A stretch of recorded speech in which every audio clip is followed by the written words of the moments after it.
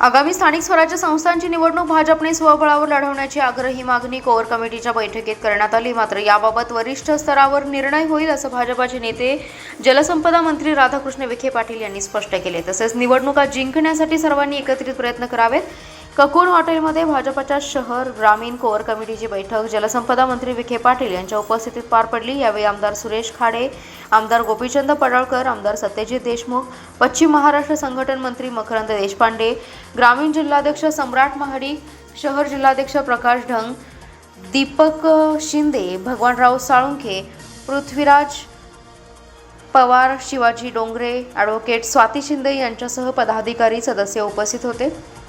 या बैठकीत विविध सदस्यांनी आपली मते मांडली आहेत। यावेळी मंत्री विखे पाटील म्हणाले, आगामी महापालिका, जिल्हा परिषद, पंचायत समिती, नगरपालिका या स्थानिक स्वराज्य संस्थांच्या निवडणुका जिंकण्यासाठी एकत्रित प्रयत्न करा। त्यासाठी कामाला लागा। भाजपाचा मतांचा टक्का वाढवावा। महापालिका निवडणुकीसाठी प्रभाग रचना होणार आहे, त्यावर सुरुवातीपासून लक्ष ठेवा, नंतर त्यात बदल होणार नाही असे आदेश दिले। मकरंद देशपांडे यांनी पक्षाच्या संघटनात्मक कार्याचा आढावा घेतलाय। ग्रामीण जिल्हाध्यक्ष सम्राट महाडिक आणि शहर जिल्हाध्यक्ष प्रकाश ढंग यांनीही मनोगते व्यक्त केली आहेत। कुपवाड शहरातील प्रकाश नगर गल्ली नंबर 6 मध्ये एकता कॉलनी येथे मंगळवारी वटपौर्णिमेच्या रात्री 11:30 ते 12:30 दरम्यान राहत्या घरातच अनिल तानाजी लोखंडे याचा पत्नीने डोक्यावर कानावर कुऱ्हाडीने वर्मी घाव घालून निर्घृण खून केल्याची घटना घडली आहे। या घटनेची नोंद कुपवाड पोलिसात झाली आहे। नातेवाईक मुकेश मोहन लोखंडे यांनी कुपवाड पोलिसात फिर्याद दिली। या प्रकरणी पत्नी राधिका बाळकृष्ण इंगळे वय 27 वर्ष, राहणार वडी, तालुका खटाव, जिल्हा सातारा, सध्या प्रकाश नगर गल्ली क्रमांक 6 अहिल्यानगर कुपवाड असा गुन्हा दाखल करण्यात आलेल्या संशयित महिलेचं नाव आहे। कौटुंबिक कारणातून खून झाल्याची माहिती प्राथमिक तपासात पुढे येते। मयत अनिल लोखंडे यांच्या पहिल्या पत्नीचे 2 वर्षांपूर्वी आजाराने निधन झालं। मयत अनिल यांना 2 मुली आणि दोन्ही मुलींची लग्न झाल्याने अनिल हा एकटाच घरी राहत होता। त्यामुळे पोटाचे हाल होत असल्याने अनिल यांच्या नातेवाईकांनी सातारा जिल्ह्यातील खटाव तालुक्यातील वडी गावातील राधिका बाळकृष्ण इंगळे या 27 वर्षीय तरुणीसोबत 23 मे 2025 रोजी लग्न लावून दिलं। लग्न झाल्यावर अवघ्या 17 दिवसांनी वटपौर्णिमेच्या रात्री 11:30 ते 12:30 दरम्यान कौटुंबिक कारणातून पत्नी राधिकाने घरामधील हॉलमध्ये अंथरुणावर बेसावध पडलेले असताना पती अनिल याच्या डोक्यावर व कुऱ्हाडीने वर्मी घाव घातले। वर्मी घाव बसल्याने अनिल याचा जागीच मृत्यू झाला। ही माहिती मिळताच माधवनगरमधील नातेवाईकांनी अहिल्यानगर येथे अनिल लोखंडे यांच्या घरी तातडीने धाव घेऊन पाहणी केली असता आणि लोखंडे हे अंथरुणावर रक्ताच्या थारोळ्यात पडले होते, तर शेजारी रक्ताने माखलेली कुऱ्हाड दिसली। फिर्यादी मुकेश लोखंडे यांनी कुपवाड पोलिसांना कळवले। घटनेची माहिती मिळताच मिरजेचे उपविभागीय अधिकारी प्रणिल गिल्डा, सहाय्यक पोलीस निरीक्षक दीपक भांडवलकर यांच्यासह पथकाने घटनास्थळी धाव घेतली।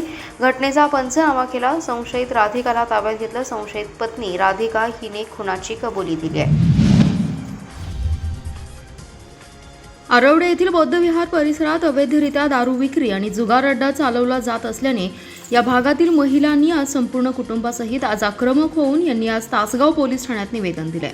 यावेळी 8 दिवसात कारवाई न झाल्यास उपोषणाचा इशारा देण्यात आलाय। यावेळी पोलीस उपनिरीक्षक अविनाश घोरपडे यांना निवेदन देण्यात आले। आरवडे येथे अवैधरित्या दारू विक्री हा ग्रहण प्रश्न निर्माण झालाय। महिलांना रात्रीच्या वेळी फिरणं अवघड होऊन बसतं। आरवडे येथील बौद्ध विहार परिसरात भागातील अनेक तळीराम येत असतात। दारू पिऊन जाताना नशेत महिलांना अश्लील बोलणे, हातवारे करणे असे अनेक गंभीर प्रकार घडत असतात। वेळोवेळी याबाबत तक्रार होऊनही यांच्यावर कोणतीच कारवाई होत नाही। या भागातील महिलांना आम्ही हप्ते देतो, कारवाई होऊ शकत नाही असं उद्धट बोललं जातं। तर याच भागात जुगार अड्डा चालवला जातो, त्यामुळे येथील महिलांचं जगणं मुश्किल झालंय। पण यावर प्रशासन मूग गिळून गप्प का आहे हा चर्चेचा विषय आहे। यावर ग्रामपंचायतीने ग्रामसभेत ठराव मंजूर करून पोलीस स्टेशनला आणि संबंधित कार्यालयांना निवेदन दिले, तरीही कोणतीही कारवाई होत नसल्याने महिलांनी नाराजी व्यक्त केली। यावेळी बोलताना महिला म्हणाल्या की जर 8 दिवसात कारवाई झाली नाही तर आम्ही पोलीस ठाण्याच्या समोर उपोषणास बसणार। त्यामुळे येणाऱ्या काळात बौद्ध विहार, भोसलेनगर, रामबाग येथील अवैध दारू विक्रीबाबत पोलीस कोणती भूमिका घेतात हे पाहावं लागेल। यावेळी पोलीस उपनिरीक्षक अविनाश घोरपडे, पोलीस हवालदार संतोष भोसले, जोजाळ साहेब, महिला रेश्मा थोरात, सुषमा थोरवत, मंगल थोरवत, शुभांगी थोरवत, संजना थोरात, विशाल थोरवत, जगदीश थोरात, योगेश थोरवत, सूरज घोडके, योगेश होवाळे, साहिल थोरात, सचिन थोरवत आदी जण उपस्थित होते। अलमट्टी धरणाच्या उंचीवाढी संदर्भात सातत्याने चर्चा सुरू आहे. अलमट्टीमुळे सांगली, कोल्हापूर जिल्ह्यांना पुराचा धोका निर्माण होत असल्याबाबत वेगवेगळे अहवाल आहेत. मात्र राज्य शासनाचा अलमट्टी उंचीवाढीला विरोध आहे. याबाबत सर्वोच्च न्यायालयात याचिका दाखल केली असल्याची माहिती राज्याचे जलसंपदा मंत्री राधाकृष्ण विखे पाटील यांनी बुधवारी पत्रकार परिषदेत दिली आहे. दरम्यान जिल्ह्यातील अपूर्ण सिंचन योजनासाठी 5,000 कोटींची गरज असून त्याबाबतचा आराखडा तयार करण्याचे आदेश देण्यात आल्याचंही त्यांनी सांगितले. वारणाले येथील जलसंपदा विभागाच्या कामांची आढावा बैठक घेतल्यानंतर जलसंपदा मंत्री विखे पाटील बोलत होते. यावेळी आमदार सुरेश खाडे, आमदार गोपीचंद पडळकर, आमदार सत्यजित देशमुख उपस्थित होते. जलसंपदा मंत्री विखे पाटील म्हणाले की अलमट्टी धरणाच्या उंचीबाबत राज्य सरकार गंभीर आहे. अलमट्टी संदर्भात राज्य सरकार न्यायालयात गेलेलं नाही असं म्हणणं पूर्णतः चुकीचं आहे. माझी स्वतः केंद्रीय जलमंत्री CR पाटील यांच्यासोबत चर्चा झालेली आहे. राज्याचे मुख्यमंत्री फडणवीस यावर लक्ष ठेवून आहेत. राज्य सरकारने त्यामध्ये तेलंगणा आणि आंध्र प्रदेश सोबत चर्चा केलेली आहे. सरकारची भूमिका हीच आहे, कोणत्याही परिस्थितीत अलमट्टीची उंची वाढू द्यायची नाही. अलमट्टीच्या विरोधात राज्य सरकार सर्वोच्च न्यायालयात गेले आहे. त्याची एक तारीखही झाली आहे. उंची वाढीला परवानगी देऊ नये अशी मागणी केली आहे. सांगली, कोल्हापूर जिल्ह्यांना सातत्याने महापुराचा सामना करावा लागतोय. तिथे हिप्परगी बॅरेजचा प्रश्न होता, तो निकाली काढण्याचा प्रयत्न आहे असंही ते म्हणाले.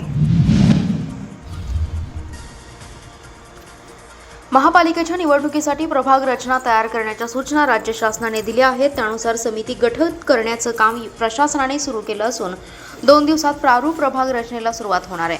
महापालिका क्षेत्रात गेल्या पंचवार्षिक निवडणुकीप्रमाणे 78 सदस्य असणार आहेत. शासनाचे 4 सदस्यांचे प्रभाग करण्याच्या सूचना दिल्या. त्यामुळे 4 सदस्यांचे 18 तर 3 सदस्यांचे 2 प्रभाग होण्याची शक्यता आहे.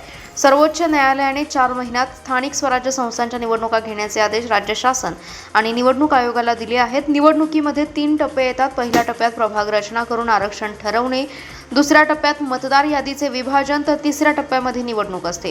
राज्य निवडणूक आयोगाने पहिल्या टप्प्यात तातडीने प्रारूप प्रभाग रचना करण्यासंदर्भातील निर्णय घेण्याच्या सूचना राज्य शासनाला दिल्या होत्या. त्यामुळे राज्य शासनाने महापालिकांना प्रारूप प्रभाग रचना सुरू करण्याचे आदेश दिलेत. महापालिकेकडून जरी प्रभाग रचना केली जात असली तरी याचे अधिकार जिल्हाधिकाऱ्यांना आहेत. प्रभाग रचना आयुक्तांच्या अध्यक्षतेखाली होणार आहे. याची सर्वस्वी जबाबदारी आयुक्तांची आहे. या समितीत 5 सदस्यीय समितीची नेमणूक करण्यात येणार आहे. त्यामध्ये 3 अधिकारी, नगररचनाकार व 1 संगणक तज्ज्ञाचा समावेश असणार आहे. प्रारूप प्रभाग रचना तयार करून जिल्हाधिकाऱ्यांकडे सादर केली जाणार आहे. त्याची खात्री करून जिल्हाधिकारी राज्य निवडणूक आयोगाला सादर करतील. त्यानंतर हरकती सूचनांवर सुनावणी होऊन अंतिम प्रभाग रचना जाहीर होणार आहे.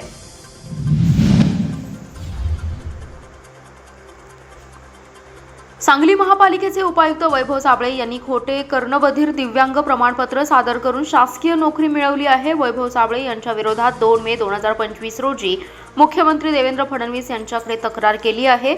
साबळे यांच्या दिव्यांग प्रमाणपत्राची सखोल चौकशी करून कायदेशीर कारवाई करावी अशी मागणी इस्लामपूर पालिकेचे माजी विरोधी पक्षनेते भाजप जिल्हा उपाध्यक्ष विजय कुंभार यांनी प्रसिद्धी पत्रकाद्वारे केली आहे. IAS अधिकारी पूजा खेडकर प्रकरण उघड झाल्यानंतर वैभव साबळे यांनी श्रवण यंत्राचा वापर सुरू केला. त्याआधी या श्रवण यंत्राचा त्यांनी कधीही वापर केला नव्हता.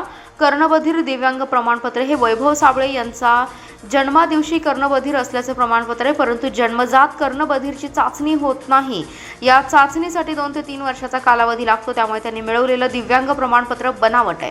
वैभव साबळे हे सातारा जिल्ह्याचे रहिवासी असून त्यांनी सातारा जिल्हा सोडून धुळे येथून कर्णबधीर प्रमाणपत्र घेतले. हे बेकायदेशीर आहे. या प्रमाणपत्रावर त्यांच्या कायमचा पत्त्याचा उल्लेख नाही.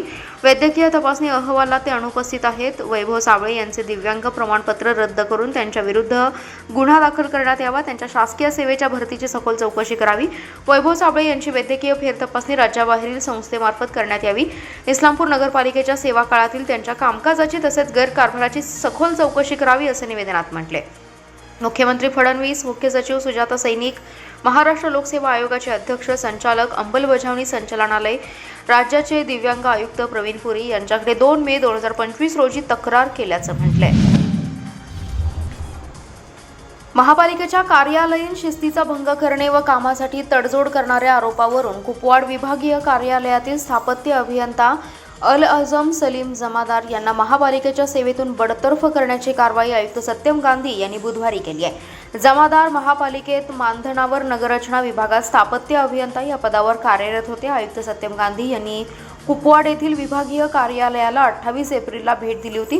यावेळी कार्यालयात नागरिकांची गर्दी झाली होती। नागरिकांना विचारणा केली असता नगररचना विभागाकडून कामे होत नसल्याची तक्रार केली गेली। त्यामुळे दैनंदिन कामकाजाचा निपटारा होत नसल्याचं आढळून आलं। या विभागातील स्थापत्य अभियंता आल आझम जमादार हे कार्यालयात अनेक वेळा उपस्थित नसल्याचं दिसून आले। वरिष्ठांची परवानगी न घेता ते कार्यालय सोडत असल्याचं आढळून आलं। अनेक फायली देखील पेंडिंग होत्या। वरिष्ठांना लाच स्वीकारण्याबाबत प्रवृत्त करत असल्याची गंभीर बाब निदर्शनास आली। त्यांचं हे वर्तन कार्यालयीन शिस्त सोडून असल्याने महापालिकेच्या नियमांचं उल्लंघन झालं होतं। त्यामुळे प्रशासनाने त्यांना कारणे दाखवा नोटीस बजावली होती। जमादार यांनी खुलासा देखील वरिष्ठांना सादर केला होता। मात्र हा खुलासा समाधानकारक नसल्याने कर्तव्यात कसूर करून कार्यालयीन शिस्तीचा भंग केल्याप्रकरणी जमादार यांना महापालिकेच्या सेवेतून कार्यमुक्त करण्यात आले।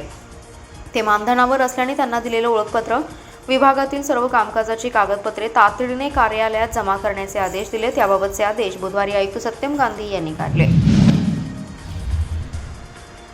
सुमारे 201 वर्षांची परंपरा असलेला पारंपरिक कर्नाटकी बेंदूर सण उत्साहात साजरा करण्यात आला। यावेळी तांबड्या रंगाच्या बैलाने कर तोडली। कर पाहण्यासाठी ग्रामस्थांनी मोठ्या प्रमाणात गर्दी केली होती।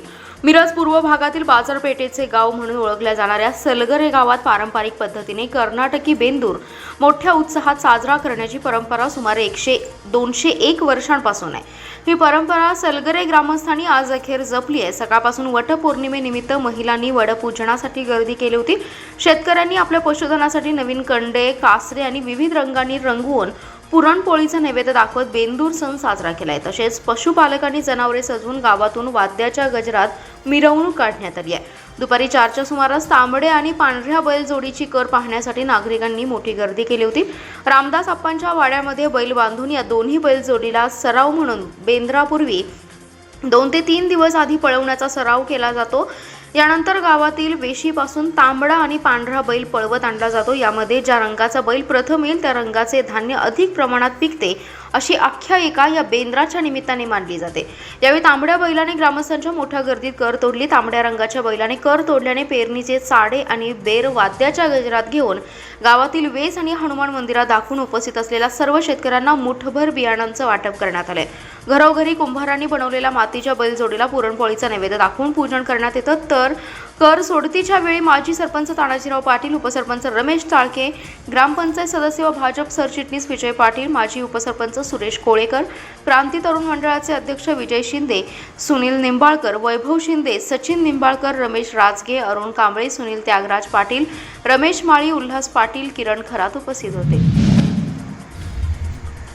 सांगली शहरातील जामवाडी परिसरातील बंगल्यातून 10 लाख रुपये किमतीचे 23 तोळे सोन्याचे दागिने लंपास करण्यात आले होते। या प्रकरणी शहर पोलिसांनी चोरट्याला अटक करून मुद्देमाल जप्त केला होता। मंगळवारी हे दागिने पोलीस निरीक्षक संजय मोरे यांच्या हस्ते मूळ मालकाला परत करण्यात आलेत। मुद्देमाल परत मिळाल्याने मूळ मालकाने पोलिसांबद्दल कृतज्ञता व्यक्त केली आहे।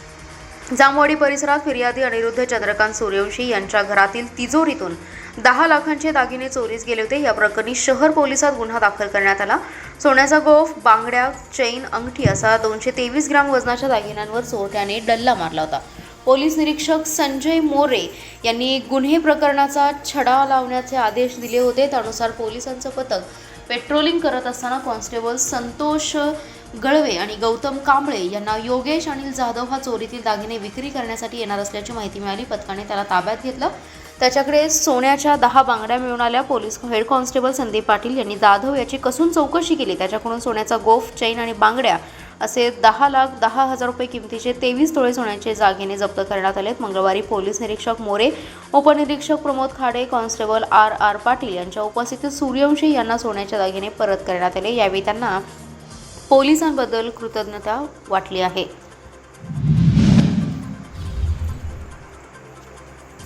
जिल्हा मध्यवर्ती सहकारी बँकेचे 50 कोटी 58 लाखांचं नुकसान केल्याप्रकरणी माजी संचालकांच्या सुरू असलेल्या सुनावणीसंदर्भात बुधवारी मंत्रालयात सहकार मंत्री बाबासाहेब पाटील यांच्यासमोर बैठक होणार होती। मात्र ही बैठक स्थगित करण्यात आली।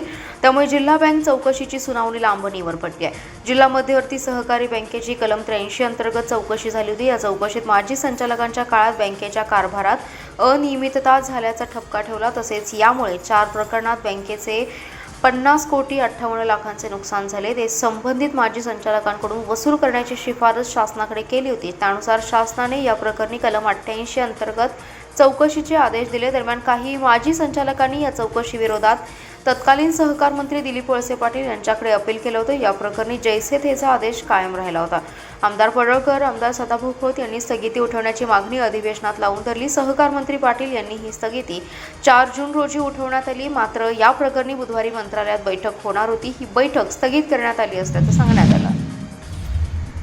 संजयनगर परिसरातील नानीमळा येथे एका युवकावर कोयत्याने खुनी हल्ला करून त्यास गंभीर जखमी करून पसार असणाऱ्या दोघा संशयितांच्या मुसक्या संजयनगर पोलिसांनी आवळल्या। आदित्य धनराज पवार आणि ऋतुराज उर्फ प्रणव सचिन कांबळे अशी अटक केलेल्या दोघा हल्लेखोरांची नावे आहेत। हल्ल्यात प्रवीण हनुमंत पाटील हा जखमी झालाय। या प्रकरणी संजयनगर पोलीस ठाण्यात 5 जून रोजी प्रतिमा युवराज पाटील यांनी फिर्याद दिली आहे। गुरुवारी रात्री नानीमळा येथे खुनी हल्ल्याची घटना घडली होती। फिर्यादी प्रतिमा पाटील यांचा भाऊ प्रवीण पाटील याच्या डोक्यात अनोळखी व्यक्तींनी धारदार हत्याराने वार करण्यात आले होते। त्यानंतर हल्लेखोर तिथून पसार झाले होते। खुनी हल्ल्यात प्रवीण हा गंभीर जखमी झाला होता। नागरिकांनी त्यास तातडीने उपचारार्थ रुग्णालयात दाखल केलं होतं, परंतु तो बेशुद्धावस्थेत असल्याने हल्ला नेमकी कोणी केला याबाबतची कोणतीच माहिती पोलिसांना मिळत नव्हती। पोलिसांनी घटनास्थळाचा पंचनामा करून परिसरातील सीसीटीव्हीची तपासणी केली होती, परंतु ठोस पुरावा पोलिसांच्या हातात येत नव्हता। सहाय्यक पोलीस निरीक्षक किरण स्वामी तसेच गुन्हे प्रकटीकरण शाखेतील विनोद साळुंखे आणि सुशांत लोंढे यांनी कौशल्याने हे प्रकरण हाताळलं। त्यांच्या तपासात त्यांना हल्लेखोर पेट्रोल पंपाच्या समोर असलेल्या झाडीत लपून बसले असल्याची माहिती मिळाली। त्यानुसार पोलिसांनी तातडीने तिथे धाव घेऊन त्यांना पळून जाण्याची संधी न देताच ताब्यात घेतले। पोलीस चौकशीत दोघांनी हल्लेखोरांनी खुनी हल्ला केल्याची कबुली दिली। जखमी प्रवीण पाटील हा संशयिताच्या मित्राच्या घरात वाकून बघत होता। यावेळी त्याला संशयिताने घरात वाकून का बघतोस असा जाब विचारला। त्यावेळी प्रवीण याने शिवीगाळ करून हाताने मारहाण करण्यास सुरुवात केली। यावेळी संशयिताने त्यांच्याकडील कोयत्याने प्रवीण याच्या डोक्यात वार करून त्यास गंभीर जखमी केलं। दोघांवरही संजयनगर पोलीस ठाण्यात खुनाच्या प्रयत्नाचा गुन्हा दाखल करण्यात आला।